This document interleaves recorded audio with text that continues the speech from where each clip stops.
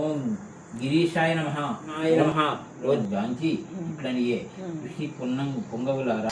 శివ శివ శంకర భక్తవ శంకర శంభో హర హర నమో నమో. పాపమో ఎరుగని నేను పూజలు కేవలు తెలియని నేను. పుణ్యము పాపము ఎరుగని నేను పూజలు సేవలు తెలియని నేను. ఏ పూలు తేవాలి నీ పూజకు. కార్తీక మాసం హిందువులకి ఎంత ప్రత్యేకమో మీ అందరికీ తెలిసిందే కదా. అందులోని కార్తీక పౌర్ణమి అనేది చాలా ప్రత్యేకమైన రోజని.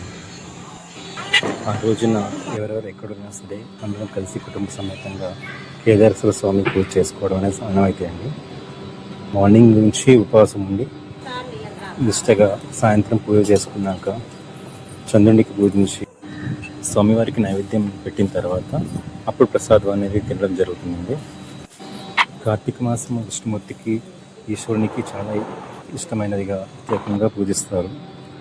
ఆ చంద్రుని వెలుగుల్లో దీపకాంతుల్లో స్వామివారి ఆశీర్వాదం తీసుకున్నానండి. మరిన్ని వీడియోస్ కోసం please subscribe the channel and like and share.